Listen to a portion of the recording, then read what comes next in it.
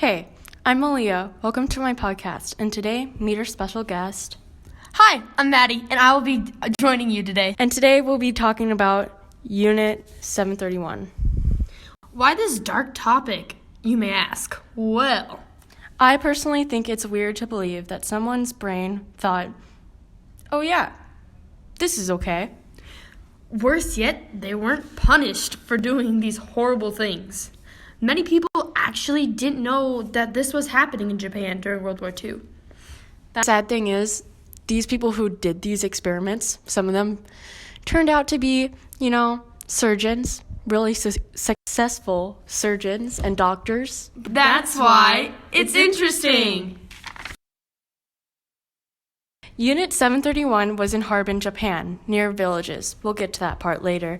The camp was disguised as a lumber mill. They even called the test subjects logs and treated them like that as well. The test subjects would have to carry dead test subjects, treated them as logs, and thrown them on top of each other and then burned them like wood. This was dehumanization. 3,000 to an estimated 12,000 were killed in just the camp alone. This involved men, women, and newborn children. All these people were killed for science, so they claimed. They took prisoners of war, Mongolians, Chinese, Russians, and Koreans, perfectly normal humans. Aside from the mental issues they may be having due to this situation. And they took some of their own affected troops and conducted experiments on them. Infected? With what? How? You see, troops got STDs from comfort women during the war. They conducted these experiments by forcing a naked test subject with the disease and a healthy one into a room together. That's nasty. They weren't fed or given any water until they did the nasty. So they basically forced people to have intercourse and create child? That's ridiculous. Yes. After the mother gave birth, they would dissect the mother and child without any paid meds, just because they wanted to see what happened to the organs. Oh my God. So some were forced to eat poisoned food to see how much and how long it would take for them to die. Do they know it was poisoned? I don't know. Oh, sad day. Okay, continue. And much worse things were done to people. Just imagine the people in nearby towns talking.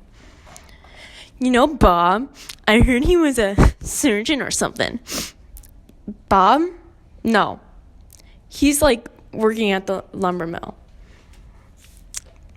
Well, I saw him zapping a kid the other day. Well, must be a sadist. Ha ha ha ha ha! But back to those nearby towns. Oh yes, these nearby towns.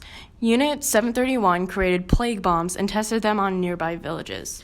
So basically, they quarantined these people and infected them all and watched more than 250,000 people die? Yes. Okay. There are no survivors inside Unit 731, but in these nearby villages, yes. Wang Jua was one of those survivors. She suffers from rotten leg disease like many others. She was only 8 years old when the unit dropped bags of anthrax, chloria, typhoid, dysentery, bubonic plague, and glanders on the villages. Mrs. Wang was feeding the cattle, and when she came home, her legs itched, so she scratched them. Small red dots appeared, then blisters. 6 decades later, she's 71 and she still suffers from the germ warfare. Every day, she suffers from the pain of her rotten legs. Doctors don't know what's wrong or how to fix it. Others suffer the same fate as Wang Jua and have no justice. The activities of Unit 731 were never punished for their actions. I just feel so bad for these people that had to endure through this and stuff because basically they never got their justice, and there's 3,000 to 12,000 people that died and no one knows that they died. It's low-key kind of sad that we didn't get to hear their stories and get to hear what happened because the psychological traumatic effects, like researching those of like how those people endured and like how they felt and how their mental state was after that and like the PTSD and everything. Think of how fascinating that would be. That's screwed up, but I understand. The U.S. military helped conceal Unit 731 in exchange for the data they collected. So they took this scientific information, which I mean, it was science, but it wasn't humane.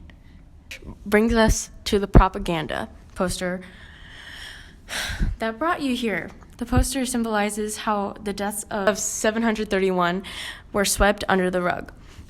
These tests accommodated the best way to treat frostbite, how much pressure humans can take before their eyes popped out, tested for poisons, for how long till they died. Unit didn't have complete lists or proper death counts. It was all for science. This is your host. Thanks for tuning in and have a good day. And bye! That was great. That was super great.